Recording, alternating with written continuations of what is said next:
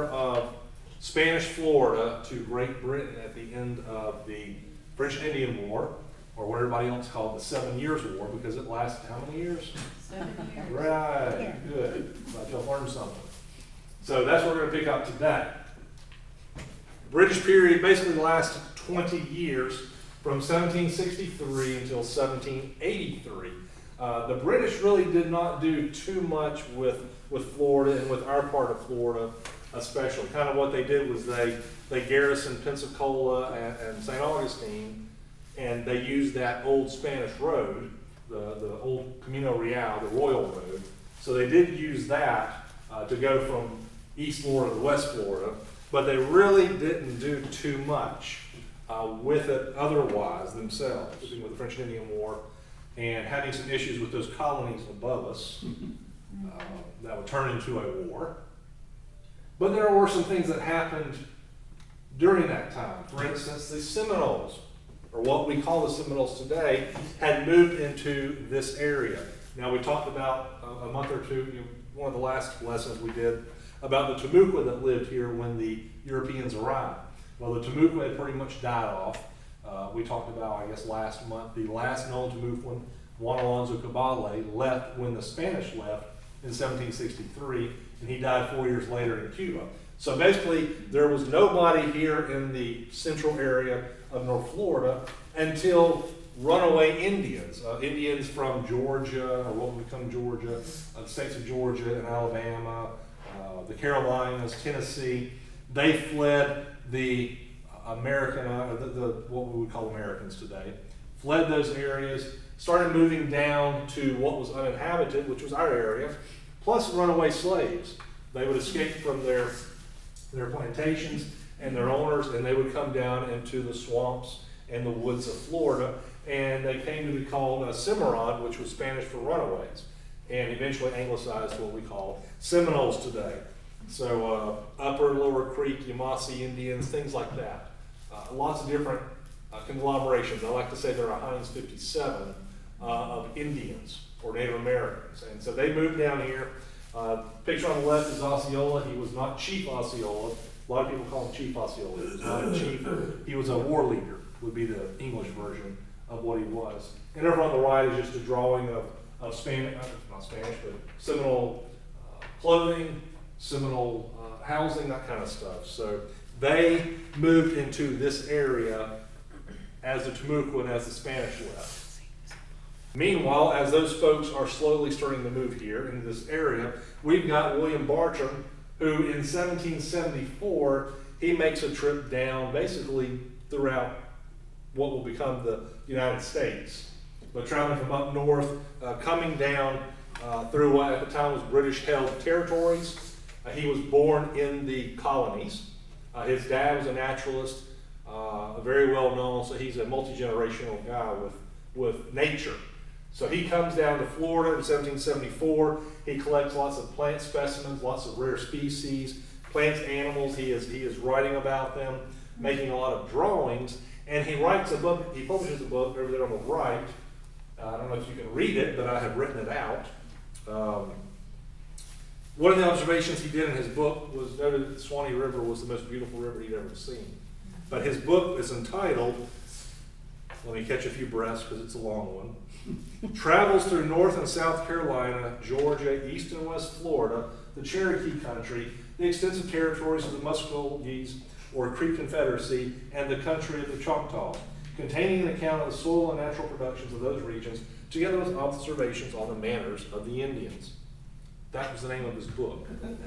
It's usually shortened to Bartram's Travels. So, definitely so. This actually becomes his only published work, book-wise. I mean, he writes letters and whatnot. But it's a classic for many, many years on natural history. Even today, you can go back to it and learn a lot from it. He was well-known, well-connected. I was just reading this morning and doing some last-minute research that even Thomas Jefferson, as president of the United States in 1806, invited him to go through the Louisiana Territory, like the William and Clark expedition. Trying to send this guy along too. And by that point, he was in his upper 60s, I think. but Thomas Jefferson wanted him to go out there. He also knew, one of the last letters he wrote was something about to Dolly Madison, so he knew a lot of the big wigs of what would become early American history. Well known. He actually, his writing influenced people like Samuel Taylor Coleridge, William Wadsworth, that romanticized language he apparently uses in his book. I have not read it, but if you want to, it might be out there somewhere. But Bartram's traveled. So he traveled through Suwannee County. There's a picture of the Suwannee River. I want to read what he wrote about the Suwannee River. Now at the time, and you'll see as you go through just this presentation, the Suwannee River was known by lots of different names. So when he writes, he's talking about it as the Little San Juan, or Little San Juan. So he says, the river Little San Juan may, with regular or singular propriety, be termed the Pellucid River. The waters are the clearest and the purest of any river I ever saw, transmitting distinctly the natural form and appearance of the objects moving in the transparent floods, or reposing on the silvery bed, with the finny inhabitants sporting in its gently flowing stream. The river at the town, and he was probably around Manatee Springs, is about 200 yards over and 15 or 20 feet in depth. The great swamp and the lake Okefenokee, which is Okefenokee today, is said to be its source, which is about 100 miles by land north of this place, which would give the river a course of near 200 miles from its source to the sea to follow its meanders. As in general, our rivers that run any considerable distance to the country to the sea, by their winds and roving about to find a passage through the ridges and heights, at least double their distance. The Indians and traders say that this river has no branches or collateral brooks or rivers tributary to it, but that it is fed or augmented by great springs which break out through the banks. From the accounts given by them and my own observations on the country road about it, it seems a probable assertion, for there was not a creek or rivulet to be seen running on the surface of the ground from the great Alachua savanna to this river. Yet perhaps no part of the earth affords a greater plenty of pure salubrious waters. Pretty high praises for a guy that's traveled all over, at the time, the United States of America, what would become the United States of America. So again, he had high praises for the Suwannee River. So that was in 1774. And just think about, if you remember your American history, 1774 in the north part, those colonies up there, they were starting to foment the rebellion that would become the American Revolution. So he's traveling as they're starting to do their thing up north. A couple years later, in 1778, we have Joseph Purcell. He was commissioned by a guy named George Stewart to do some maps detailing his travels in Florida. So the originals are found in London, along with some other colonial office maps. And there's a copy of it in the Library of Congress here in the United States. Very detailed, some of the most detailed maps we have of colonial era Florida. On it you can see things like abandoned Indian villages, abandoned Spanish areas from when the Spanish lived here, and some of their mission sites and whatnot. Very interesting. I've marked out a few spots on this. We talked about it last month, I believe, or the month before, San Juan de Guacara, which is translated St. John of Antiquity, but it was a mission site and the original Spanish name for the river. But that was the original location, and then it was moved after the Timucuan Rebellion of 1656 there to a spot on the river at what's now Charles Springs.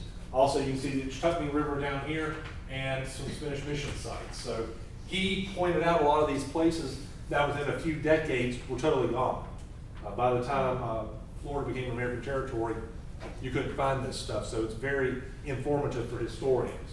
But this is what he wrote concerning this area. He called the Suwannee River, right here it says San Juan de Guacara. In his writings he called it the Saguana River. But either way, it's the Suwannee River. So he said, betwixt Saguana and St. John's rivers. So from here east in St. John's River, he says the path is through high and low pine lands. The spring Wichituckamee, which is Ichtuckney, and Santa Fe Old Fields is plain and well trod. Old fields are what he called those abandoned Spanish and Indian sites. So when I read about old fields, that's what he's talking about. It's plain and well trod, crosses the Saguana River, not fordable, Wichita, which is in Kentucky again, and Santa Fe rivers at a place where they run subterraneous, and that's the natural bridge there on the Santa Fe. Also crosses many small creeks and branches, some not fordable in great freshets, and also many bay galls and ponds that are full of water in rainy weather. Betwixt Suwannee and Santa Fe on each side of the path are many remarkable rocky springs from 20 to 30 feet deep, said to run subterraneous into the rivers. Which again is that natural bridge spot, some of them, and many springs that we have. Probably some of them are sinkholes. Between Santa Fe and St. John's rivers on each side of the path, are many large, deep ponds full of water in which are abundance of fish, said to have a communication subterraneous with each other and with the great Lachua Pond. Now, Lachua Pond, a few years before, was the Lachua Prairie, that's or Lachua, which is now, it's in Alachua County. It's Paynes Prairie, that area. Paynes Prairie, yeah. At one time, if it flooded, if it rained a lot, it became a lake. So that's what he's talking about when he talks about the Great Lachua Pond there.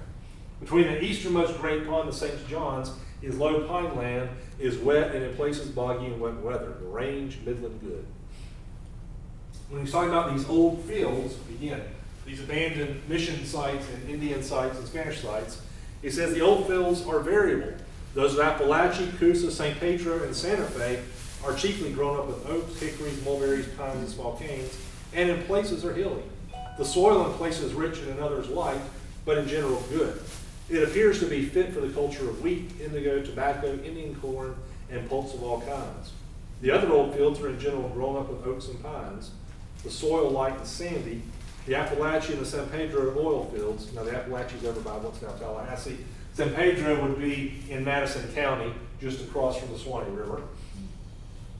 But the Appalachia and San Pedro oil fields bear the marks of once having been large and flourishing Spanish settlements, strongly proved by the ruins of forts, churches, and other buildings, the cannon and church bells that are found lying about, the broad roads, and by the remains of causeways and bridges that are to be seen to this day. So again, his writings are very informative because this stuff was gone within a few years. Settlers would come and, hey, there's a, why should I go down to the store, which they didn't really have much around there anyway. Why should I go down to the store to get some metal when there's an old cannon lying there I can melt down and do something with? Or church bells, as it says. Why don't I use parts from this fort to build my house instead of cutting down trees? So these items that he sees in abandoned areas of Suwannee County and elsewhere disappear within a few short years. So it's very helpful to have these writings. By 1778, we're in the middle of the American Revolution. Some of the biggest battles of the war happened that year. By 1781 is when a treaty is worked on, starts to get worked on, because at that point, as we know in American history, the Battle of Yorktown happened. 1781, General Cornwallis and his troops surrender, and effectively ends the major part of the war over the American Revolution here in the United States. But that war had become a world war between not just us little colonies over here, but also France, Great Britain, and their possessions all over the world. So the war does not officially end until the Treaty of Paris, which is another Treaty of Paris. The Treaty of Paris is signed in 1783. So the war ends, and at that point, as part of the let's exchange properties that y'all captured from us, Florida is given up by Great Britain. They say we'd rather trade and have some of those sugar-rich laden islands in the Caribbean back that y'all took from us, Spain and France. But Spain will give you Florida. So we have the end of that war, the end of the British period, which then starts the second Spanish period. So we've got the first Spanish period, the British period of 20 years in between, then the second Spanish period of Florida's history. So second Spanish period, by the end of the war, Spain has depleted its coffers, so has France, which a few years later leads to the French Revolution. One of the many reasons for it is they've got a lot of dues that they cannot pay, so and lots of other reasons, democracy and just lots of different stuff. But point being, Spain is a declining power by this point. Spain cannot afford to do too much with Florida in the late 18th century. So they pretty much just occupy Pensacola and St. Augustine, used the Royal Road that's still here between those places. The main thing they do is invite, whether they're Americans or whatever, they invite settlers to come in. They know they're not going to grow them here in the territory because it's very poor. It's still kind of hard to live here. So they invite folks to move in, and a lot of Americans, especially from the southern states, do come here. Some of them will just kind of use it to go get salt. So this old salt road going from Georgia through North Florida down into, this is the Keaton Beach area here, which is where that old salt road ended.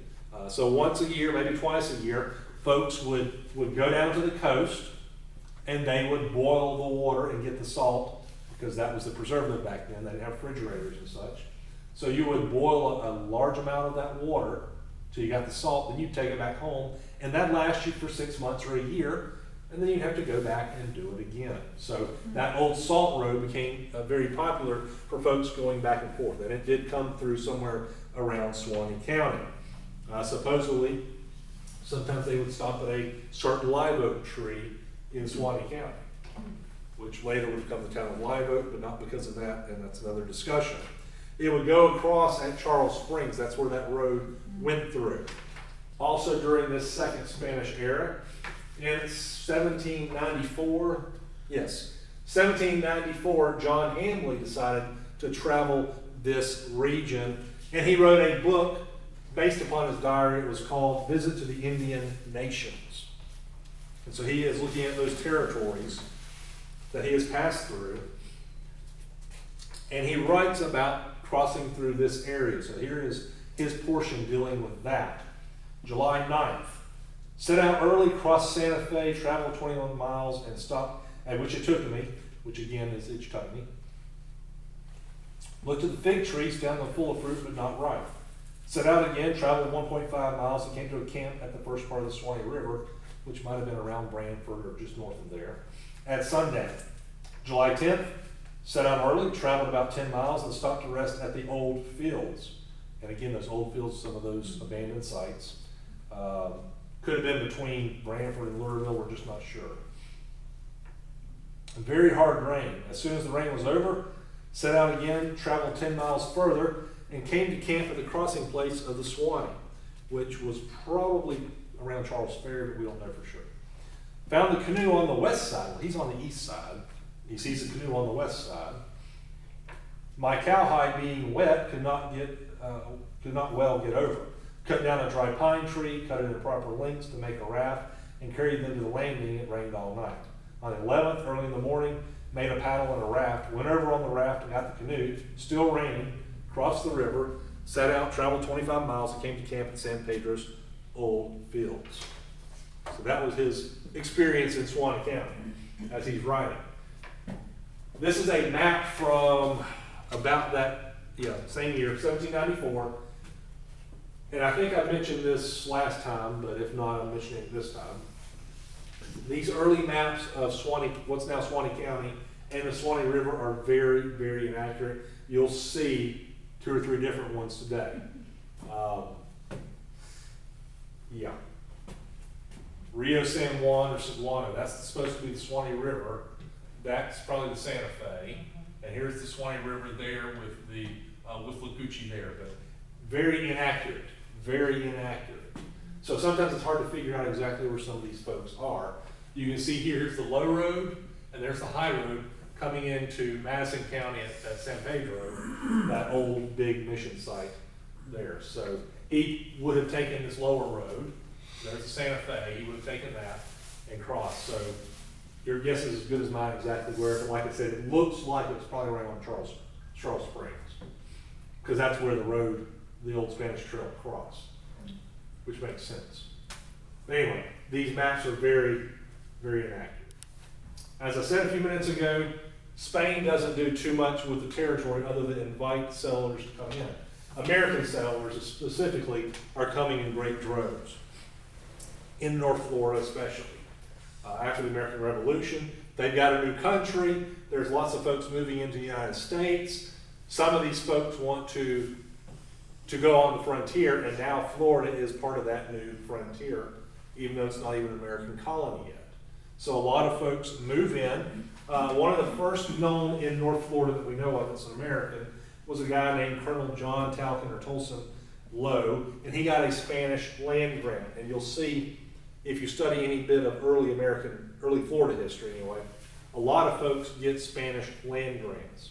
Again, Spain's trying to get people to come in, so they are granting folks, hey, you come in, you build something here, I'll give you lots of acreage. In this case, he got between 16 and 27,000 acres. Some sources even say up to 64,000, so it depends on who you read. But either way, hey, I'll take 16,000 acres for free, thank you very much. So he got that in what's now Suwannee, Columbia, several other counties. That's a lot of acreage there that he is granted by the Spanish government. Supposedly he built the first water mill in Florida. Now whether that's true or not, I don't know, but I have read that. He was born in 1754 in Maryland. He died in 1824 in Nassau County. So we know a little bit about him. Exactly where all his property was, I could not tell you on this map, because yet again, here's another map. Yeah, not quite so accurate. We don't know. Low Road, High Road, Rio San Juan, that's the Suwannee River. Withlacoochee probably the Alapaha, and that's supposed to be the Suwannee River going up to Okefenokee. Yeah, two different locations, Altus and San Francisco, which I talked about, I believe, last month. But Lowe is not the only settler of this area, and we don't know if he actually stayed over here in Suwannee County or not. But some who did come to Suwannee County, I'll mention the Suwannee County part in a minute. But one of the guys that came into Florida during this second Spanish period was a guy by the name of Reuben Charles and his wife Rebecca. They set up a trading post west of St. Augustine. They became very friendly with the Indians that lived in North Florida. They traveled inland as a person with a trading post, trading with these Indians. He saw something there at a time when most Europeans would not have dealt with the Indians at all. He seemed to be on good terms with them, would trade with them, treat them as, if not equals, he was treating them better than most people would, let's put it that way. He followed trails, Indian trails, coming all the way over the Suwannee River, and that there is an 1815 map of the Suwannee River. Again, that's 20 years after the one I just showed you, and they still don't have a clue what the Suwannee River looked like in the Suwannee County area. So that brings us up to the 18 teens of Suwannee County's history. Well, more of these settlers are moving in. We have another group of people that are already here, that have already established themselves for several decades, those Seminole Indians, Seminole Native Americans, however you want to call them. They have been encroached on this territory in this territory for years, and now they're being encroached upon by these Americans, and especially the Americans, but also some of the Spanish settlers, but especially the Americans. And so eventually they get tired of it, and they might kill a few of them. It happens, right? So these settlers are killed from time to time. There's a big massacre of about 40 settlers on the Apalachicola River. They're coming down, I guess they're causing trouble, and Seminole Indians decide, let's ambush them. So they are attacked and killed. Well, that elicits a response from the United States. Again, Florida is still part of Spain at this point, but there's a lot of Americans coming in, and these were American settlers that were killed. So the United States decides to get involved, and they send a guy that you might have heard of by the name of Andrew Jackson. General Andrew Jackson, hero of Battle of New Orleans, and an Indian fighter. He's hated the Indians for many, many years at this point. He is sent down with a small army to neutralize the situation, which is what he does. He goes down the Apalachicola River in 1818. He kind of leads a little invasion. So he comes down with his army, starts marching eastward from the Apalachicola, trying to find every Native American village he can find, and every Native American he can find, and kill them, capture them, do something with them, so they will leave the Americans alone. Well, he pushes eastward. He's not finding a lot of the Indians or their Spanish slaves / relatives, because by this point a lot of the slaves have intermarried. Some of them are still slaves, some of them are free. The Seminole Indians were not much different than a lot of other cultures. They enslaved people too. And so these slaves / former slaves and Seminoles are scattering. So Jackson and his men are finding the villages, but they're abandoned. Well, he keeps marching eastward until he gets over to the Suwannee River. So this is a drawing from one of his lieutenants, and you can see the Suwannee spelled a totally different way. Again, we've got several different ways to spell it. But you've got the Negro towns, and that's where those former slaves have moved. And the Seminoles have said, well, y'all can't necessarily live with us. You can make your own town up here. So they have made their own little communities. And then here's Bowlegs Town, which is an a Seminole village. One of the trails that they would have crossed. So that's a drawing from one of the lieutenants of Andrew Jackson that was with him. So they get here. That's around Dixie County. That's not Suwannee County, by the way, but around Dixie County. Well, they get all the way to the Suwannee River. In the process of not finding Indians, they have found a couple of British guys who have been aiding and abetting the Indians. Alexander Arbuthnot and Robert Ambrister. So Arbuthnot was in charge of a ship. He just sailed his own ship around. He was supposedly selling guns and ammunition to the Seminoles. He was captured at the mouth of the Suwannee River. These two guys, Ambrister and Arbuthnot, are British citizens, civilians. Andrew Jackson decides to hold a military trial. They are found guilty. They are executed. I think Arbuthnot is actually hanged from his own ship's yardarm. So take that, Arbuthnot. But he is hanged, and his other friend is hanged too. Jackson, again, who's not found really much in the way of Indians, burns all the villages that he finds and then goes back home. That kind of led to a little international incident because, again, he has just taken, put under trial, and executed 2 British citizens. Just a couple years after we fought a war called the War of 1812, because it started in what year? 1812. We had just fought another war with Great Britain. And so he creates a little bit of an international incident. It's finally smoothed over.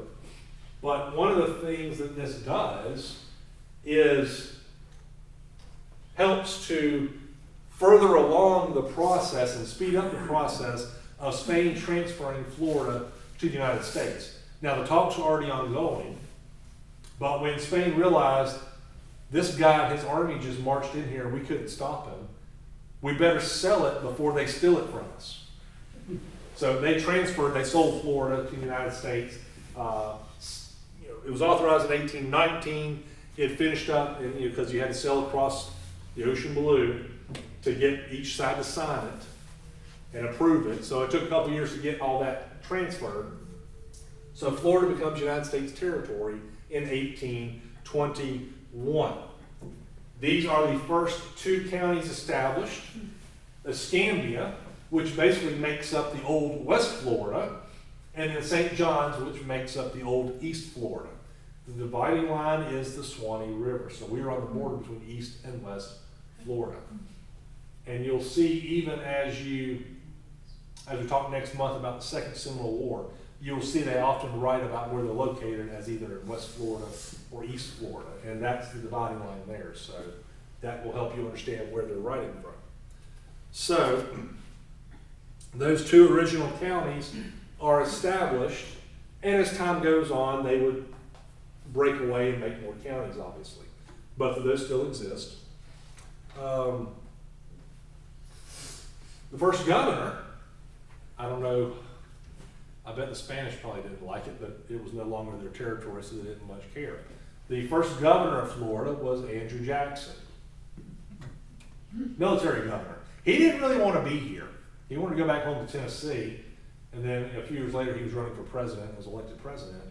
So he didn't really want to be down here, so he was only here for a couple of months. What he did do, though, and I learned this my very first year working in the clerk's office, as soon as I was introduced to it, what he did do was help set up government in Florida, including the clerks of the court and things that we even have today. So he did do some good here in Florida, but he left after a few months, and it was appointed that William Pope Duval would become the next governor. And of course, Duval County is named for him.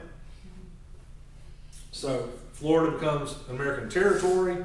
One of the things they talked about was where to have a territorial capital. Because under Spanish rule and technically British rule, there was not one, there were two. Pensacola and St. Augustine. So half the year they meet in one place, and then the other half of the year they meet in the other. And that's kind of how we started out too, as a territory. Well, one of the things they talked about was where should we find a spot that's kind of halfway in between that? Well, what's halfway between Pensacola and Jacksonville to a lot of people, or St. Augustine, excuse me, would be around the Suwannee River. So that's what they start doing. They start looking for a site that can be the one capital of this new territory of Florida. I'll talk more about it in just a few minutes. After Florida becomes a territory, you've got the old Spanish Trail, that Camino Real, that old Royal Road, but it's not really good enough for much more than horseback or walking. There's not really a good way of using wagons. And as more and more people move in, you need a way to be able to transport people and goods. And so they order the building of the first federal road in Florida. The United States government does. The western half is built by the military. The eastern half, from about Tallahassee to St. Augustine, is built by a guy named John Bellamy of Monticello, I believe. And it comes to be called the Bellamy Road because he's the guy in charge of building it. But he constructs it. It's supposed to be, according to the federal order, it's supposed to be 25 feet wide. Well, he kind of does about 16 feet wide. Another thing that's in the federal orders is, oh yeah, you got to cut all the stumps down all the way to the ground. He doesn't quite do that, and so some of the stumps are up high enough to hit the axles of the wagon. So it's called stump knockers sometimes, or what the wagons are called, because they're knocking all those stumps as they travel. They're breaking axles, that kind of stuff. One of the writers says you couldn't even have two wagons pass one another because it was so narrow in points. So it was probably not the best constructed, but you know, government goes with the lowest bidder a lot of times, and you know how that goes. But anyway, it was, regardless of its maybe not meeting all the federal requirements, it was our first federal road, and it led to the establishment of a lot more travel on this Florida road, which helped to build up the community. So it was good in a lot of ways. It was built with slave labor, not so good. But again, product of our times, and we have to understand that. Another thing that happened after Florida became a territory is Florida wanted to really, the American government wanted to look around and kind of survey what they had. Again, most of Florida was swamps or woods, not a lot of people here, and so the American government wanted to figure out what was here. So in 1823, they commissioned a bunch of Army officers to come down and kind of review it, see what there was. There was this report from December 1st, 1823, stating that land on the east side of the Suwannee River had the appearance of being cultivated, but was now abandoned. So again, that would have been some of those old fields that the folks have been writing about, but there's not a lot of detail about what they found other than it looks like it was cultivated at one point. Like the trees have been cut down so they were not full-grown first generation trees anymore, those kinds of things. A report from 1825, February 12th, stated that the Suwannee River had overflowed 2 to 3 miles and inundated farms in the area. So there were already people living here in the 1820s. And y'all see the Suwannee River, what it looks like normally. Think of it being 2 to 3 miles wide from flooding. Like when Debbie hit in 2012, that kind of stuff. So we had some flooding, which will play into something I'll talk about in just a minute. Going back to Mr. Reuben Charles and his wife Rebecca, once he got wind that Florida was going to be building this road, this Bellamy Road, he moved over to this area, bought up the land on either side of it, and established a ferry and trading post and all that kind of stuff, so you could have everything you wanted in that one little area. Mr. Charles was born in Pennsylvania, probably, between 1780 and 1790. He moved to Charleston, South Carolina in 1792. His dad was a successful merchant He then moved down as a basically ship captain, trading for his father or on his father's behalf. He went through the Carolinas, Georgia, and Florida. 1815, he's already buying stuff up in Florida, buying supplies and whatnot. He also was in charge of 2 ships. So he got to do a lot of stuff. He then settled in St. Augustine, built some homes. He was getting involved in North Florida, not only politics, but North Florida business stuff especially. In 1823, he signed a contract with Moses Elias Levy to manage his 20,000 acre plantation in what's now Alachua County, which he did that until 1826. In 1824, he surveyed what was called the Alligator Tract, and that was near a place called Alligator Town. Anybody know where that is? Lake City. Lake City. Good job. 38,000 acres for that tract. So yeah, he built that trading post, that inn, and that ferry, which at the time was the only ferry crossing across the Suwannee River. And they charged for ferries. That was one of your jobs, is you would get paid to ferry people across the river. So guess who made a lot of money from that? He's got a monopoly. He's the only one in the area. If you want to cross the Suwannee River in this entire section, you got to come through me. So he made a pretty good bit of money. Bought up, I think, about 1,000 acres just around Charles Springs now. He was a justice of the peace for this area in 1826 and 1827 while we were part of Alachua County. Let's see, blah, blah, blah, blah. He was a postmaster in the area, those kinds of things. So he did a lot of things. A lot of other people did too. But he got to be well known in the area.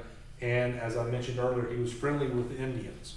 So he was allowed to trade and interact with those Indians, and they were friendly back to him. Unfortunately, not everybody else was. And we'll get into it more next month, definitely. But the Second Seminole War would break out a few years later after he had moved here. But he was friendly with them, but they were not friendly with all the other white settlers moving into the area. And so they basically kind of had a treaty, I guess you would say, but there was a thing where his family was allowed to live in the area unmolested. Hey, you got to wear though. You got to show us that you are who you are by wearing supposedly a red handkerchief. Don't know where, around the neck or whatever. So we'll know that it's you. We'll know that it's you and your family, his wife and his 4 children that we know of. We don't want to hurt y'all because y'all are our friends. If you're another white person, it's something different. Even William Bartram, I think it was Bartram, wrote when he was traveling in this area, thinking while he was in Georgia, he came across some Seminole Indians. And this Seminole Indian had already made a promise that the next white person I come across, I'm going to kill. And William Bartram just happened to be that next white person. Well, fortunately for him, he was a very jovial person, a nice person. And the Indian said, I can't kill you. You're too nice to kill. So this happened in this area for decades. It happened. You'd see periodic attacks by the Seminole Indians, but never once was the Charles family, the Charles post and trading post there at Charles Springs, never was it attacked. You see on this 1785-ish, again, these are just estimates, and then 1835. Some sources say 1836. Reuben Charles was killed. As the writings go, he was shot while walking along the Suwannee River. We don't know who it was. Again, that was at the start of the Second Seminole War, so it's very possible Indian said, it's a white guy, I don't care who it is, they're dead. So that happened. His route became very well traveled. Again, for a while it was the only crossing of the Suwannee River. And so the trading post continued to be used by his wife for many years. That ferry continued to be used for many years. Reuben Charles and his family are buried very close to Charles Springs. Ironically, on an old Indian mound. What's left of it anyway. Interesting. So his family continued to operate that for many years. And I'll mention it again. And as we learned last month, that Charles Springs area is where San Juan de Lucara was. The second mission site anyway, of San Juan de Lucara. So within about a half a mile radius, you've got a lot of history, pre-state history of Florida right there by Charles Springs. But Reuben Charles and Rebecca Charles were not the only settlers in Suwannee County. other early settlers. Joseph Dial, Thomas Hawkins, they moved from Ware County, Georgia in 1821. So about the same time Reuben and Rebecca Charles were moving here, we've got Joseph Dial and Thomas Hawkins. They and their families established, I guess you could say, the first American community in Suwannee County, Pine Grove community. It was not a town, it did not have a mayor or any of that kind of stuff, but it was a community. And so Pine Grove was established. Let's see, they built the log church, 1822, Pine Grove Methodist Church. It's one of the oldest, if not oldest, Methodist churches in the state of Florida, even today. Still going strong. That's its current building, which I think is its like sixth since 1822. Yeah, Joseph Dial was born in South Carolina, 1789, 1790. Died in 1867. He's buried there in Pine Grove Cemetery, an unmarked grave. Thomas Hawkins, he had a 4,000 acre estate near Pine Grove. So we know a little bit about these folks, but not as much as I would like to. In 1824, what's now Suwannee County became a part of Alachua. So I showed you those two original counties, and as more settlers came in, they decided they did not want to go 100 miles to the county seat. You know, 100 miles back then was a long time. It would take you days to get there. If you want to record a deed, it would take you days to do it. If you wanted to go get married, well, they had justice of the peace, but there was a lot of things you could not do until you went to the courthouse. And so as they had more people coming in, more communities, they would then break off from the main county, form their new county. So in 1824, we became part of Alachua County. By 1830, we've got the next Florida census, and that is our first state census, or first census as a territory of the United States. 1820, we still weren't, so this is our first census of Florida. There are about 10 males who are the head of households in what's now Suwannee County. Let's see, Alexander Stapleton, Aaron Vickers, Joshua Sharp, Thomas Hawkins, John Bonnell, Bury Brewer, Joseph Dial, Maxie Witten, Reuben Charles, Thomas Harrington. Some of those names still live here in Suwannee County today. So they have a long, at this point, almost 200-year history here in Suwannee County. Very interesting. We continue to grow, slow growth, because we still have the Seminoles in the area. They didn't like all the white folks. But we continue to slowly grow. In 1831, we were still part of Alachua County, but in 1831, we had another ferry established on the Suwannee River. This was from J.W. Roberts, and his authorization was between Charles Ferry and where the Withlacoochee came into the Suwannee River. So somewhere in between there, he had a ferry. Could be Dowling Park, could be somewhere else. I don't know yet. The next year in 1832, a guy by the name of William Clements was giving authorization to operate at what was called Harrington's Ferry. So at some point, another ferry had been established, but I have not seen it where it was. But it doesn't matter because Mr. Clements, that was rescinded shortly thereafter. So yes, you can have a ferry, no, you can't have a ferry. Maybe he didn't provide the money he needed to as a bond. I don't know. But Suwannee County, or what's now Suwannee County, continued to grow in population, increase in settlers. In 1832, February 4th specifically, the northern portion of Alachua County breaks off and forms Columbia County. County seat is Alligator, or shortly thereafter renamed Lancaster after a judge. That is now Lake City. So you can see down here with the capital of Newmansville, that's Alachua. At the time it was Alachua County. And Columbia County spans Suwannee County, Columbia, and over past that. So, you know, lots of different areas. But 1832, that same year, actually that same month, about the same time they are approving this breakaway to form a new county, there are a group of men that receive permission under the Legislative Council, the Territorial Legislative Council. It's Act number 15. And these men are John Champion, Charles McClellan, John L. Jerry, and Francis J. Ross. They are allowed to incorporate as something called the Commissioners of Gadsden Spring. Gadsden Spring. Now, Gadsden Spring is named after General James Gadsden. He's a United States Army officer. He served in the First Seminole War. He was with Andrew Jackson. He moved to Florida after that war, became a Territorial Council member, and dealt with the Indians a lot. There's actually, I think in 1823, there was a signing that he was involved in with the Indians. But Gadsden County, named after him also. But this spring was well known. The Indians had used it before that. Y'all know what it's called based on that picture today? White Springs? Not White, Suwannee. Suwannee Springs. Oh. Suwannee Springs. Over the years, it's called Gadsden Spring, Mineral Springs, Lower Sulphur Springs, Lower Mineral Springs, Suwannee Sulphur Springs, but is what we call Suwannee Springs today. But anyway, this corporation of the Commissioners of Gadsden Spring sounds a lot like a town, because they were allowed to appoint commissioners, a clerk, a marshal to administer the area within half a mile of the springs. They had the added duty to establish and keep a ferry there at Gadsden Springs, They'd have those rights for 5 years. So that sounds an awful lot like a town, does it not? It's called a corporation, but that's a town. You're appointing commissioners and a clerk and a marshal. So it's very possible this is the first incorporated American community in Suwannee County, what's now Suwannee County. So very interesting.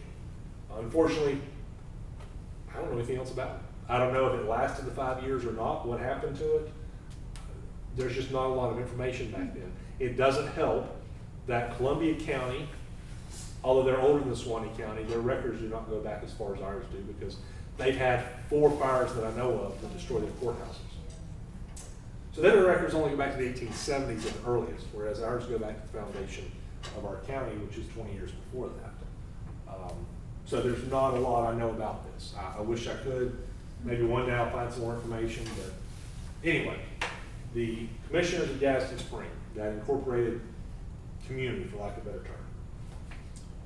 More ferries being approved. The next year, 1833, Paul McCormick gets to do one at the mouth of the Withlacoochee River, which is where the Suwannee River State Park is,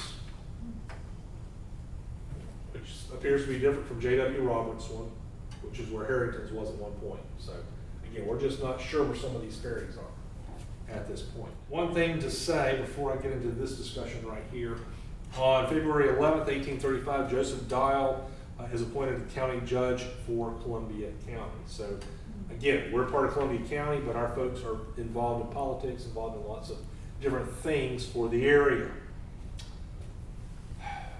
Same session of the Territorial Council, that same session, which is the second session of the 23rd United States Congress, meeting between December 1834 and April 1835, they pass an act creating mail service for the Territorial Capital at the time of Tallahassee in Jacksonville via Suwannee Springs. It's being called Suwannee Springs now.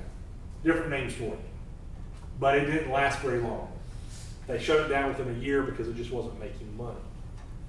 But at that same council in 1835, that same territorial session, February 14th, Council Act number 23, they authorized 3 commissioners to, quote, select the most eligible spot on the Suwannee River for the permanent location of the seat of government of the territory of Florida. And having done so, said commissioners shall make their report thereof to the governor, and if the place so selected shall be approved of by the governor, it shall be his duty to take all necessary steps to cause suitable arrangements to be made for holding the next legislative session of the Legislative Council at said place.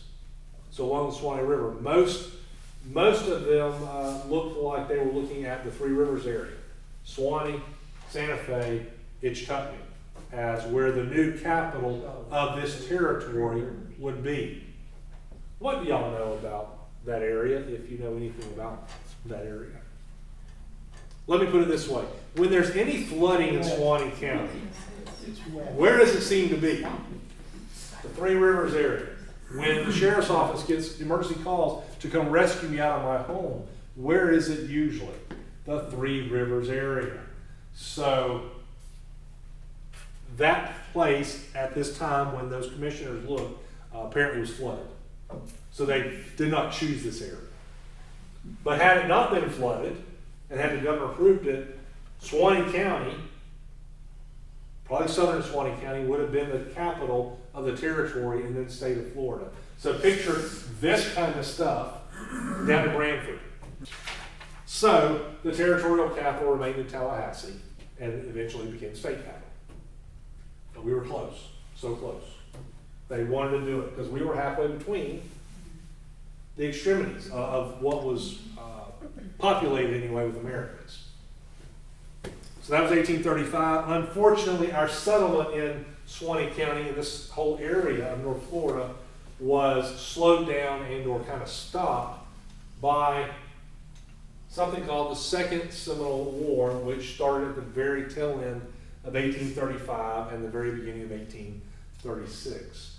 That was our longest war until Vietnam. And lots of bad things happened, and that will be next month's lesson. That is a drawing of finding Major Dade and his command down in what's now Sumter County, I believe, at the Dade battlefield after they had been massacred almost to a man by the Seminole Indians. I think there were 2 survivors, and one of them was a traitor that had kind of led them to the trap. But anyway, a couple survivors out of their couple hundred men. I think they still got the cannon that was used. But anyway, that would start the Second Seminole War, which would be a long and bloody war here in Florida. And specifically, part of it was up in this region. So it's very interesting, and we will talk about that next month. Well, next month, Second Seminole War era.